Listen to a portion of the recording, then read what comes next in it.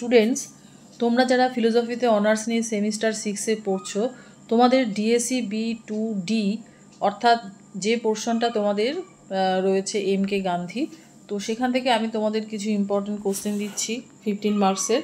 Number 1, সত্যাগ্রহ সম্বন্ধে গান্ধীজির অভিমত আলোচনা করো, অথবা সত্যাগ্রহ গান্ধীজির নৈতিক অস্ত্র ব্যাখ্যা করো।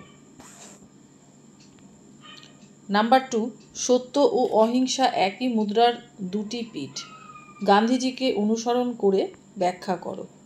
নাম্বার 3, গান্ধীজির অহিংসার ধারণাটি ব্যাখ্যা করো, অহিংসার মাধ্যমে স্বরাজ লাভ কি সম্ভব?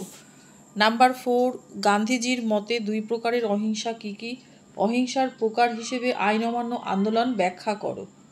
নাম্বার 5, গান্ধীবাদ বলতে কী বোঝায়, ব্যাখ্যা করো। নাম্বার 6, সত্যাগ্রহ আন্দোলনের সামাজিক পটভূমিকা ব্যাখ্যা করো। নাম্বার 7, গান্ধীজির দর্শনের যে কোনো 3টি নীতির উল্লেখ করো, এই নীতিগুলি সম্বন্ধে বিশদে আলোচনা করো। নাম্বার 8, স্বরাজ সম্পর্কে গান্ধীজির মত আলোচনা করো। এই 8টি কোশ্চেনই তোমাদের দিলাম, তোমরা এই 8টা কোশ্চেন খুব ভালোভাবে পড়ো, এখান থেকেই তোমরা 15 মার্কসের কোশ্চেন পেয়ে যাবে। আর 5 মার্কসের কোশ্চেনও আমি তোমাদের খুব শিগগিরই দেব, তোমরা টেনশান করো না, যা দিয়েছি সেগুলো তোমরা পড়তে থাকো।